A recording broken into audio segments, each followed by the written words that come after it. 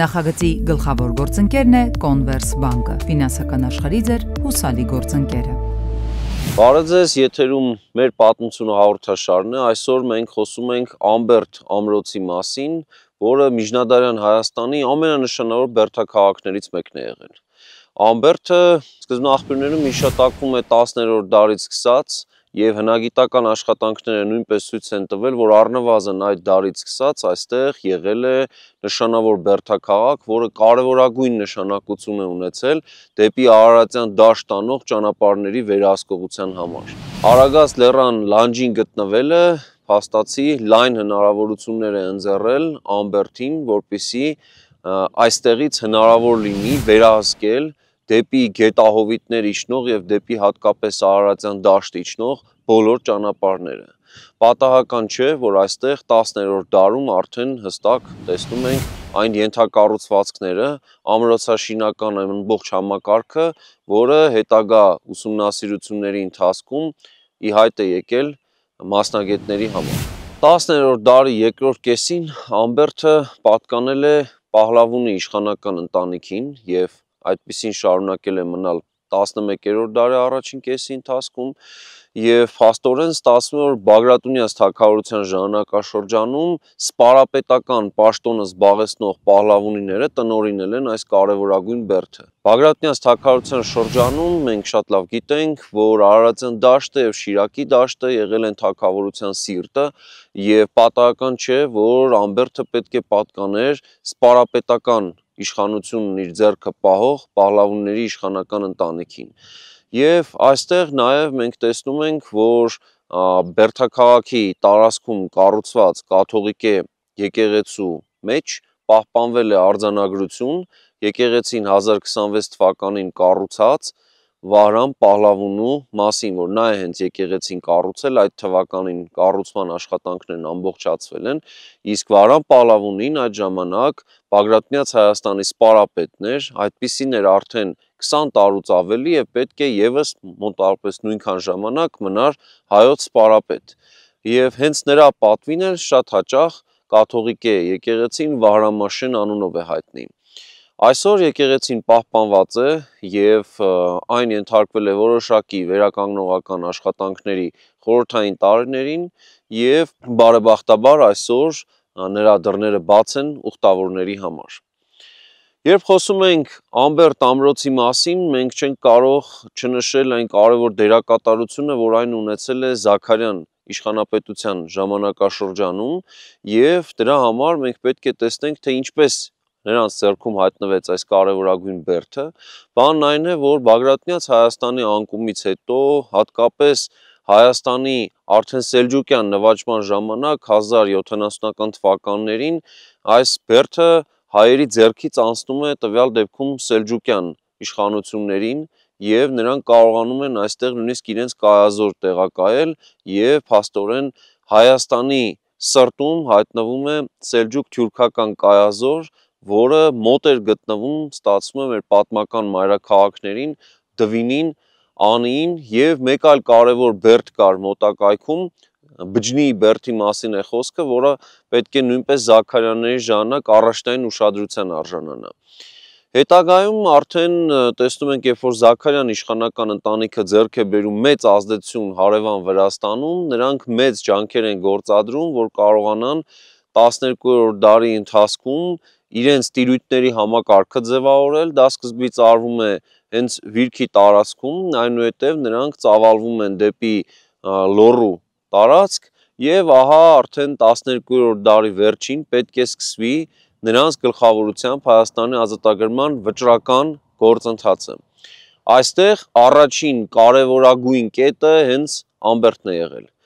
1196 թվականին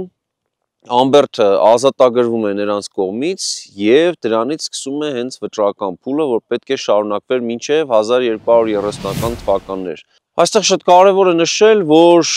հայ-վրացական զինակցության այդ փուլում վրացական արքունիքը գնաց շատ ճիշտ տեղին որոշման նրանք Թամար Թաքուհու օրոք որոշեցին, որ պետք է Հայաստանի տարածքում ազատագրված հողերը շնորհվեն իբրև տիրույթ այդ տարածքը ազատագրող իշխաններին։ Եվ եթե տնօրինողը ավագ եղբայրներ Զաքարյանների մեջ, Զաքարե Զաքարյաններ, ապա նա եւ նրա եղբայր Իվանեն պետք է հենց գործընթացը իրականացնեին, բաշխեին իրենց ենթակա հայ իշխան զորականներին այդ տարածքները եւ այս տրամաբանությամբ Զաքարե Զաքարյանի զորքերի հրամանատարը Վաչուտյան տոհմի ներկայացուցիչն էր, Վաչե առաջինը, ով պետք է հետո ստանար Ամբերդը որպես իր զորքերի տեղակայման մշտական վայր, որովհետև իրականացնում էր Զաքարե Զաքարյանի իշխանության ներսում այս տարածքների կողմնակալության գործառույթը, այսինքն այս տարածքների ռազմական վերահսկողությունը նրան էր տրվում եւ մասնավորապես պատմական Արագածոտ գավառի մեծ մասը եւ Նիկ գավառը տրվում էին նրա տնօրինման տակ։ Այս նոր իրողության պայմաններում փաստորեն Ամբերդը դառնում է Վաչուտյան իշխանական ընտանիքին պատկանող բերդ եւ Զաքարյանների ավագ ճյուղի Զաքարե Զաքարյանի, որ Վրաց պետության եւ նրա ներսում հայկական բոլոր ստորաբաժանումների ընդհանուր ղեկավարն էր, Ամիր Սպասալարի պաշտոնն էր զբաղեցնում, այսինքն նույնն է թե սպարապետ, մեր պարագայում հայկական նոր ազատագրված տարածքների իշխանապետության ղեկավարն է նա դառնում եւ հենց Ամբերդից պետք է նա ղեկավարի հետագա գործընթացը Հայաստանի ազատագրման։ Շատ հետաքրքիր է, որ 1196-ին Ամբերդը ազատագրելուց հետո 1198-99 թվականներին ազատագրվում է մեր վերջին համահայկական մայրաքաղաքը Անին։ Եվ սա չափազանց կարևոր էր թե ազատագրական պայքարի հետագա տրամաբանությունը շարունակելու տեսանկյունից եւ թե ռազմավարական զուտ տեսանկյունից։ Ստացվում է, որ հաջորդ կետերը մոտակայքի մյուս կարևորագույն բերդերն էին։ Նախ արշավանք է իրականացվում Ամբերդից դեպի արևելք 1201 թվականին ազատագրվում է Բջնին եւ այնուհետև 1203 թվականին դեպի հարավ Արարատյան դաշտ դեպի ճանապարհը շարունակելով Դվինն է ազատագրվում եւ ստացվում է, որ Արարատյան դաշտը արդեն հայտնվում է Զաքարյանների իշխանապետության համակարգում։ Դվինը թողնվում է արդեն մյուս եղբորը Իվանե Զաքարյանին եւ ստացվում է, որ Զաքարյանները հենց Ամբերդի ազատագրումից հետո է, որ կարողացել են իրենց արշավանքների եւ ազատագրման գլխավոր գործողությունները հաջողել։ Ամբերդը պահպանում է իր կարևորագույն նշանակությունը հետագա տասնամյակների ընթացքում, սակայն մոնղոլական արշավանքները խախտում են Հայաստանի անդորը, նրանք 1236 թվականին սկսում են Հայաստանի ամբողջական նվաճման գործընթացը եւ այն ավարտում են 1244 թվականին։ 8 տարվա ընթացքում ամբողջ Հայաստանը նվաճվում է մոնղոլների կողմից եւ նրանց առաջին գործողություններից մեկը եղել է հենց 1236 թվականին Ամբերդի գրավումը եւ նրանք այդ ժամանակ դիտարկելով Ամբերդը որպես հայկական դիմադրության կարևոր օջախ, այն պարզապես ավերածության են ենթարկել։ Այդ ժամանակ նոր էր Բերդը անցել Վաչեից նրա որդուն, որի անունն էր Քուրդ Վաչուտյան, եւ այս ընթացքում փաստորեն անհաջող շրջան է լինում, կարճ շրջան Ամբերդի պատմության մեջ, բայց Վաչուտյանները ձգտում են հետագայում վերականգնել Բերդը եւ արդեն մենք տեսնում ենք, որ 13-րդ դարի երկրորդ կեսին այստեղ վերականգնման աշխատանքներ են կատարել, նորից կիրառել են ամրոց որպես իրենց նպատակների, ռազմավարական նպատակների համար եւ Ամբերդը շարունակել է արդեն համեմատաբար նվազ նշանակությամբ իր գործառույթը կատարել մինչև Լենգ Թեմուրի արշավանքները։ Եվ հիշատակությունները եւ եղած հասանելի հնագիտական նյութը ցույց են տալիս, որ Բերդը շարունակել է իր ֆունկցիոնալ նշանակությունը մինչև 1380-ական թվականների վերջը Լենգ Թեմուրի, այսինքն արշավանքների շրջանը, երբ որ վերջնականապես այն ամայացել է։ Ամբերդի պատմական նշանակությունը որպես Արարատյան դաշտի երկու կողմերից, այսինքն Արագածի եւ Արարատի կողմերից, այսպես պատսպարող Արագածի հատվածից պատսպարող Բերդ, շատ անգնահատելի է 10-ից 13-րդ մինչև 14-րդ դարի համատեքստում եւ պետք է արժանին մատուցել այս բերդը պահած, պահպանած, այստեղ շինարարական աշխատանքներ կատարած իշխանական ընտանիքներին, նախ եւ առաջ Պահլավունիներին եւ Զաքարյաններին, ենթակա Վաչուտյաններին։ Երբ այս բերդին մենք նայում ենք արդեն այն տեսքով, որ այսօր է պահպանվել, պետք է առանձնացնենք այն հանգամանքը, որ Հայաստանի տարածքում սա ամենալավ պահպանված բերդերից մեկն է, եզակի բերդերից, որ Հայաստանում պահպանվել են։ Շատ հաճախ մենք տեսնում ենք անգամ աշակերտական կամ ուսանողական նստարանին նստած մարդկանց կողմից հարց, ինչու է Հայաստանի տարածքում քիչ պահպանվել բերդերի համակարգը, ինչու են ընդհանրապես քիչ բերդեր պահպանվել կամ ինչու են այդ պահպանված բերդերը վատ վիճակում, եւ այդ հարցը իհարկե շատ հստակ պատասխան ունի։ Այդ բերդերն ունեին տերեր։ Նրանց տերերը հայ իշխաններն են։ Երբ հայ իշխանական համակարգը, հողատիրության համակարգը հայ իշխանների սկսում է աստիճանաբար վերանալ, ստացվում է, որ այդ բերդերի տերերն են վերանում, եւ դրա համար այս բերդերը կամ դառնում են օտար զինուժի համար կայաններ, զորակայաններ, կամ նրանք պարզապես լքվում ամայանում են։ Եվ այս ընտրանքի ճանապարհին մենք տեսնում ենք, որ միայն այն հատվածներում են այս բերդերը պահպանվում, որտեղ որ պահպանվում էին հայ երբեմնի նախարարական համակարգի փշրանքները։ Իսկ բուն Հայաստանի տարածքում մեր նախարարական համակարգից մնացած այդ հողատիրությունը, Զաքարյանների կողմից մասամբ վերականգնված այդ հողատիրության համակարգը սկսում է քայքայվել այն ժամանակ, երբ որ մոնղոլական տիրապետության պայմաններում մոնղոլներն ընդունում են կոնկրետ Իլղանության տարածքում, Իլղանությունը դա Իրանը, Հայաստանը եւ հարևան տարածքներն ընդգրկող մոնղոլական պետություններ, այդ տարածքներում իսլամի որպես պետական կրոն ընդունումից հետո իսլամական հողատիրություն է տարածվում եւ ժամանակի հետ կազմաքանդվում է հայ նախարարներից մնացած այդ ժամանակ հայ իշխանական հողատիրության համակարգը։ Իհարկե այս ամենը իր աղետալի հետևանքներն է ունեցել եւ զուտ եթե մենք խնդրին նայում ենք ամրոցաշինական տեսանկյունից, նայում ենք պատմաճարտարապետական հուշարձան որպես այս ժառանգությունը, բնականաբար տեսնում ենք մեծապես տուժած եւ միայն առանձին տեղերում, առանձին օրինակներով պահպանված ամրոցներ եւ ահա այդպիսի մի առանձին օրինակ է Ամբերդը։ Շատ էին իհարկե նման օրինակները տարածքի, եթե նայենք խտությամբ այս հուշարձանների պահպանված քանակը Արցախում նման ամրություններ, որովհետև Արցախում մենք մելիքական համակարգի տեսքով մինչև 18-րդ դար ունենք այդ ենթակառուցվածքները, կան ընտանիքները, կան իրենց ժառանգական հողերը եւ այդտեղ բնականաբար նաեւ պաշտպանական կառույցները։ Երբ մենք խոսում ենք Ամբերդի մասին, պետք է այստեղ անպայման նկատի ունենանք այն հանգամանքը, որ Ամբերդը քիչ է ուսումնասիրված հնագիտական առումով եւ բավական մեծ պոտենցիալ կա այստեղ աշխատանքներ կատարելու, բայց այդ աշխատանքները պետք է ուղեկցվեն միևնույն ժամանակ վերականգնողական աշխատանքներով, որովհետեւ միակողման հնագիտական աշխատանքները նաեւ ունեն փլուզման վտանգ եւ պետք է զուգակցված այս աշխատանքներն են։ Այնուամենայնիվ այստեղ որոշակի ուսումնասիրություններ կատարվել են, հրատարակվել են աշխատություններ, հնագիտական առաջին պրոֆեսիոնալ խումբը այստեղ եղել է 1936 թվականից սկսած եւ այն ղեկավարել է շատ նշանավոր արևելագետ Հովսեփ Օրբելին եւ նրա այդ աշխատանքներին մասնակցել է նաեւ Նիկոլայ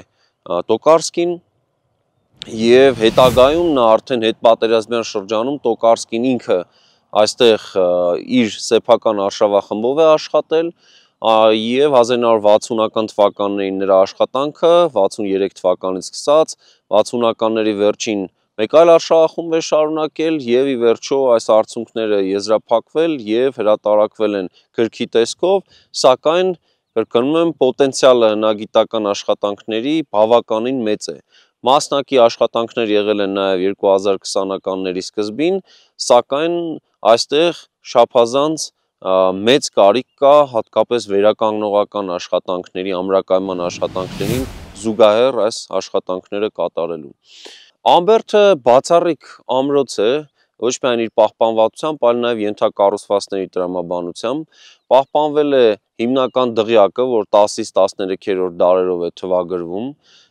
եւ այստեղ շատ հստակ ուրվագծվում են մի քանի անգամ վերաշինման աշխատանքները տարբեր արշավանքներից տուժելուց հետո եւ այստեղ բացառիկ հատկապես բացառիկ նշանակություն ունի խողովակաշարի հայտնաբերումը ավելի քան 4 կիլոմետր երկարությամբ խողովակաշար է պահպանվել եւ ստացվում է որ Ամբերդը մշտապես ունեցել է ջրի աղբյուր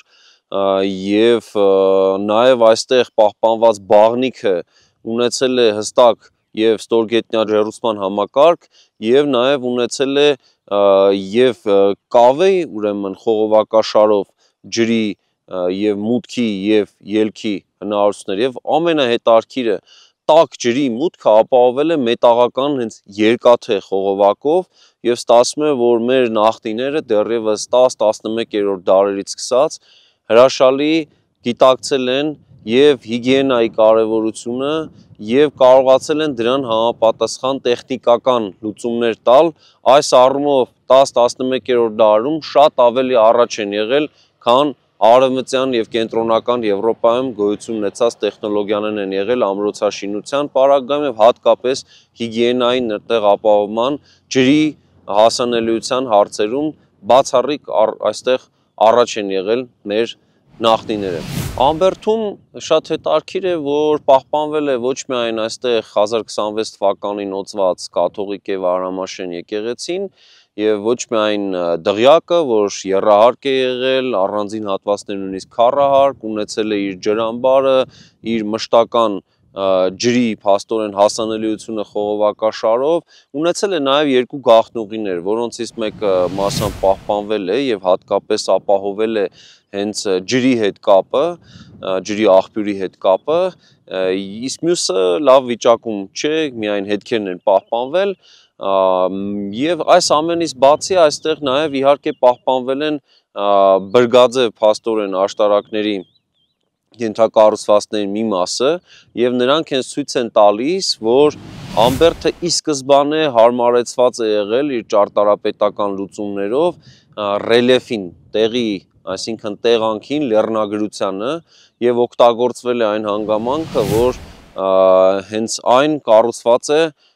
մի լեռնային փաստորեն գոյացության վրա, լավային գոյացության վրա, որ Արագածի լանջին է, պայմանական հենց Ամբերդ լեռ անվանենք, իր բարձրությունը այդ լեռան փաստորեն լանջին 2300 մետրի վրա է։ Ստացվում է, որ նրա ճարտարապետները ի սկզբանե հաշվի են առել ռելիեֆի կտրտվածությունը, նրա աշխարհագրական դիրքը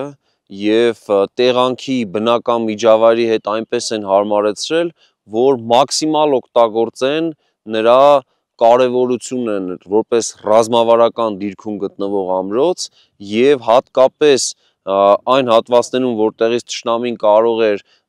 փաստորեն զորակի կողմից բարձրանալ հեշտությամբ մտնել դեպի Բերդ այդ հատվածներում ավելի լուրջ ամրաշինական աշխատանքներ են արել եւ բրգաձև աշտարակներ են կառուցել Մասնագիտական դիտարկումները ցույց են տալիս, որ այստեղ գործած իշխանական ընտանիքները նաև ունեցել են իհարկե այլ վայրերում իրենց աշխատանքների հետ որոշակի ընդհանրություններ, օրինակ նույն Պահլավունիները մենք գիտենք, որ հովանավորել են Մարմաշենի եկեղեցու շինարարությունը եւ պատահական չէ, որ այստեղ Ամբերդի կաթողիկե եկեղեցին եւ Մարմաշենի եկեղեցին ունեն նույն ճարտարապետական լուծումները Եվ մասնագետները նույնիսկ առաջ են քաշել տեսակետ, որ կարող է միևնույն ճարտարապետը աշխատած լինել այս երկու տեղերում էլ։ Եվ այս ոճը, որ կիրառվել է այս եկեղեցու պարագայում, մեր հայկական ճարտարապետության մեջ նշմարելի է դեռևս 10-րդ դարից սկսած, օրինակ Սանահնի եկեղեցիներից մեկի պարագայում եւ հենց հետագայում սկսել է անվանվել հաճախ Ամբերդի անունով, որովհետև ոճը կարծեք ավելի տարածում է գտնում հենց Ամբերդի եկեղեցու շինարարությունից հետո։ Այսպիսով Ամբերդը միջնադարյան Հայաստանի ամենակարևոր ռազմավարական նշանակություն ունեցող ամրոցներից մեկն է եղել։ Այն ըստ էության իր բոլոր ենթակառուցվածքներով եղել է բերդաքաղաք։ Եվ այն ինչ որ պահպանվել է այդ բերդաքաղաքի ընդամենը մի մասն է։ Իսկ այսօր մեր հաղորդումն ավարտվում է, կհանդիպենք հաջորդ շաբաթ ATV-ի եթերում։ Նախագծի գլխավոր գործընկերն է Converse Bank-ը, ֆինանսական աշխարհի ձեր հուսալի գործընկերը։